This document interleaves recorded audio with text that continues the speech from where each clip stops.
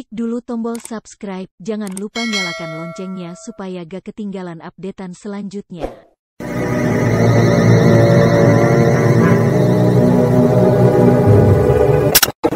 Misteri Nini Pelet kali ini mempersembahkan episode ke-20 dengan judul Asmara Berdarah. Naskah karya Ari Hidayat, teknik dan montase Moko Gondrong, dengan sutradara Dian Pertiwi. Asmara Berdarah, suatu kisah tentang bertemunya kembali Nilam Cahya dengan ibunya setelah lama berpisah, di mana akhirnya Nilam Cahya harus kehilangan ibunya akibat perbuatan siluman yang menghendaki gagalnya perkawinan Nilam Cahya dengan Restu Singgih.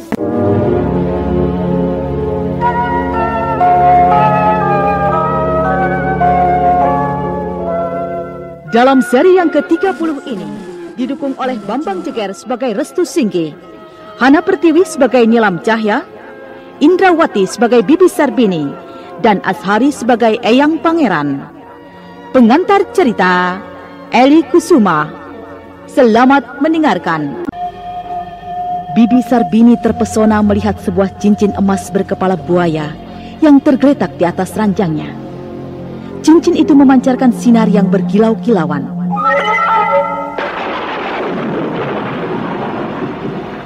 Oh, sebuah cincin emas. Oh, indah sekali bentuknya, tapi juga aneh. Di bagian atas cincin itu terdapat lambang kepala buaya. Cincin ini pun bentuknya seperti tubuh buaya. Oh, aneh. Milik siapa benda ini? Apakah milik Nilam atau Nak Restu?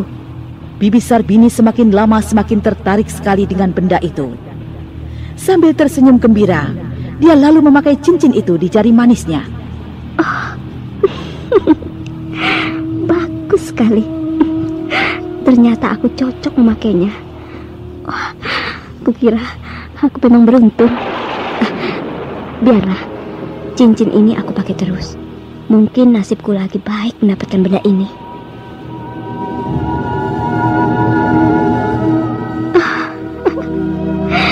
Aku tidak akan melepas cincin ini sampai akhir hayatku. Aku sangat senang sekali. Kukira siapapun orang di kampungku ini tidak ada yang memiliki cincin sebagus yang aku miliki ini.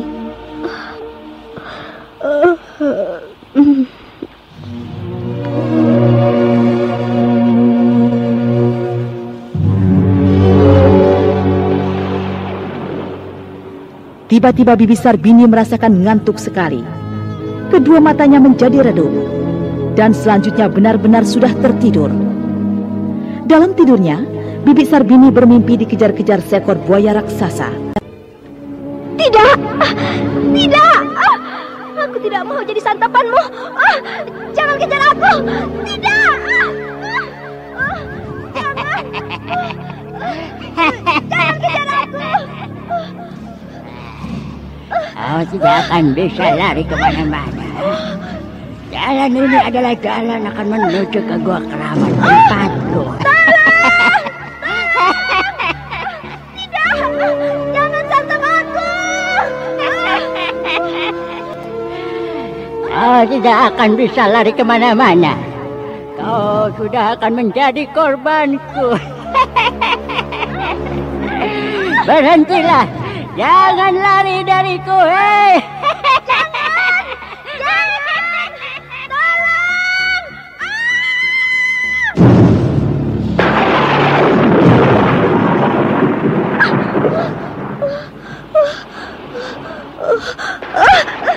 Tidak!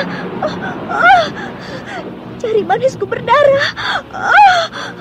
Aneh, Bibi Sarbini melihat jari manisnya berdarah, bagaikan bekas digigit binatang berbisa. Tidak! Kenapa dengan jari manisku ini? Jari ini luka berdarah. Sepertinya bekas gigitan binatang berbisa. Darahnya terus keluar. Kenapa sebenarnya aku ini? Tidak! Tidak! Darahku semakin banyak keluar. Aduh, tabat! Kenapa aku ini? Tidak!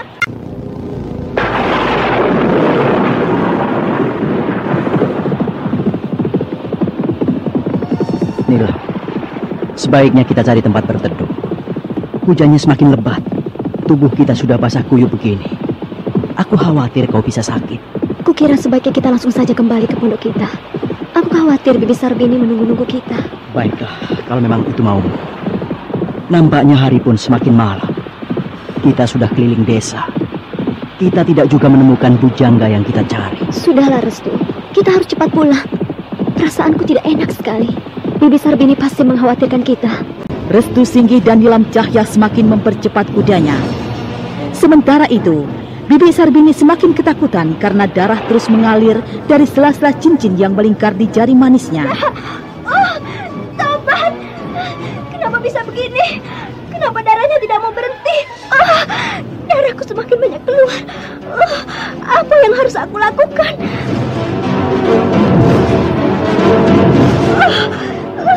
Kenapa jadi begini? Aku tidak mengerti. Darah ini tidak mau berhenti. Aneh. Aku tidak tahu apa yang sudah terjadi padaku. Kenapa setelah aku mimpi buruk dikejar-kejar buaya raksasa, tiba-tiba jari manisku luka berdarah setelah aku bangun dari tidurku. Ini aneh sekali. Sepertinya kejadian mimpiku ada kaitannya dengan luka di jari manisku ini.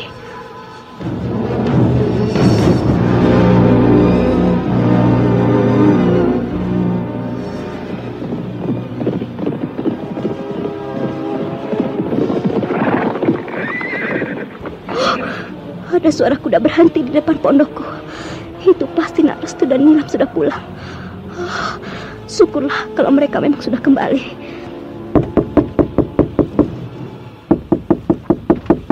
Iya. Tunggu sebentar. Aku akan membuka pintunya.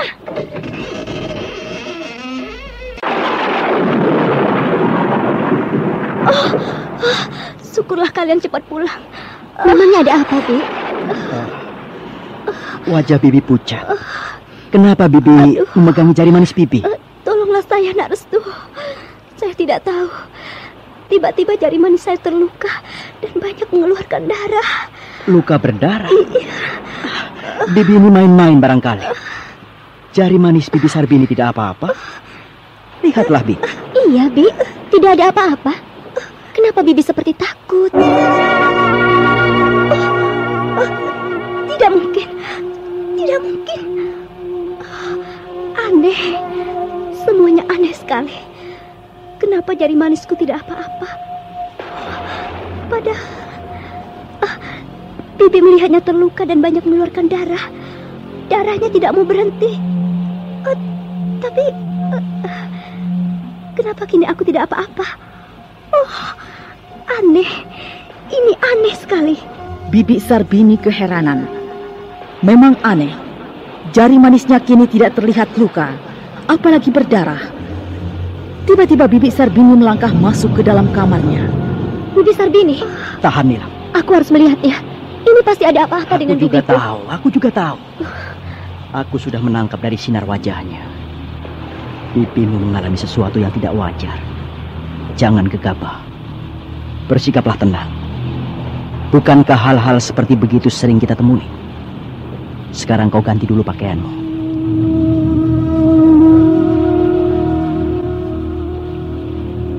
Restu Singgih dan Nilam Cahya segera mengganti pakaiannya yang basah kuyup karena hujan.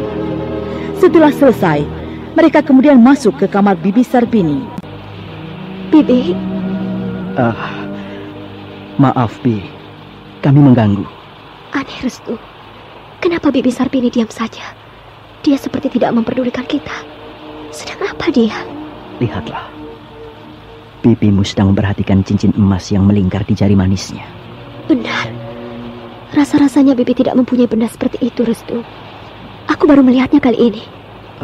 Dari mana cincin itu? Sikapnya seperti tidak wajar. Kenapa bibimu bisa bersikap tidak pedulian pada kita? Biar aku dekati dia.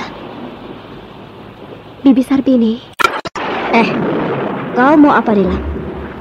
Coba, lihatlah. Bagus kan cincin milikku ini?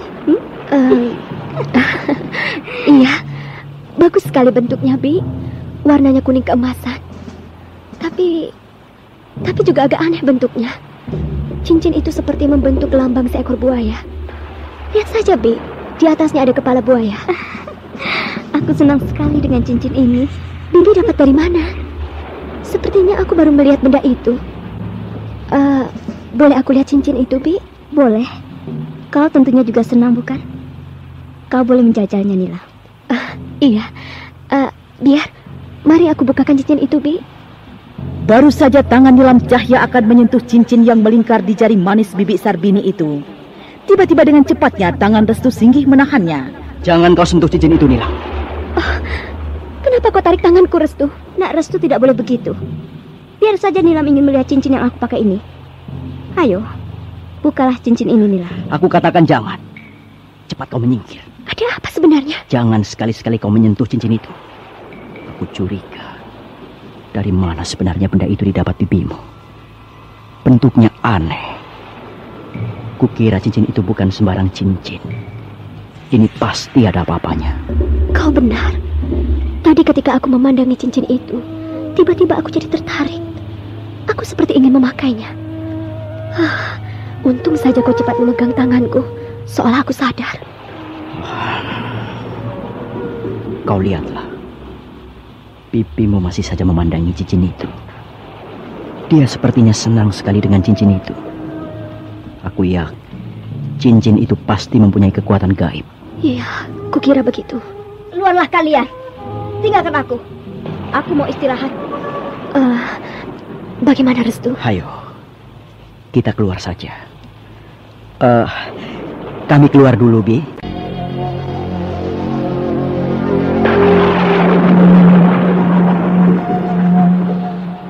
Bagaimana menurutmu, Restu? Aku mencurigai benda aneh itu. Kenapa bibimu tidak mau memberitahu dari mana dia sebenarnya mendapatkan cincin itu?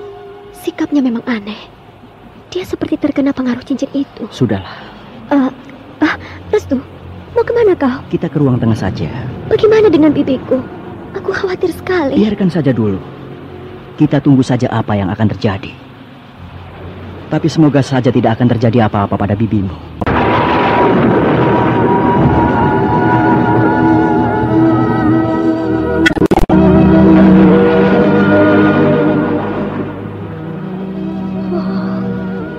Aku tidak mengerti dengan kejadian yang aku alami. Jari manisku ini sekarang sudah tidak apa-apa. Padahal semula terluka dan banyak mengeluarkan darah. Nak Restu dan Nilam sendiri tidak percaya kalau aku semula terluka. Apakah semua kejadian ini ada hubungannya dengan mimpiku? Dengan kejadian-kejadian yang sudah aku alami di sini?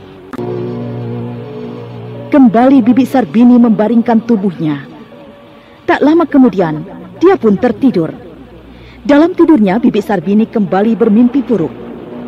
Kali ini dia bermimpi berada di dalam sebuah ruangan dalam goa. Tubuhnya yang tanpa pakaian sehelai pun tengah terikat dan terbaring di atas lempengan batu. Sementara di hadapannya berdiri seorang laki-laki berwajah menyeramkan.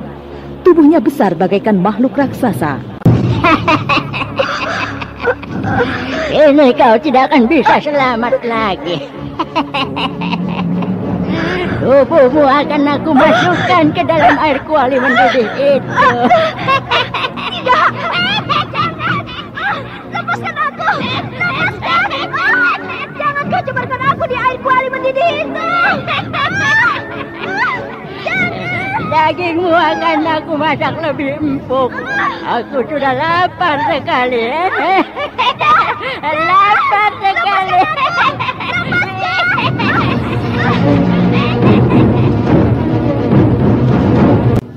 Tubuh Bibi Sarbini diangkat tinggi-tinggi oleh makhluk raksasa itu. Dan selanjutnya, tubuh wanita itu diceburkan ke dalam air kuali besar yang sedang mendidih. Suasana tiba-tiba menjadi sunyi mencekam. Bibi Sarbini baru terlepas dari mimpi buruknya. Tetapi tiba-tiba, cincin berkepala buaya yang ada di jari manis Bibi Sarbini mengepulkan asap putih. Dan selanjutnya, jari manis bibi Sarbini mengeluarkan darah segar. Bagaimanakah kisah selanjutnya?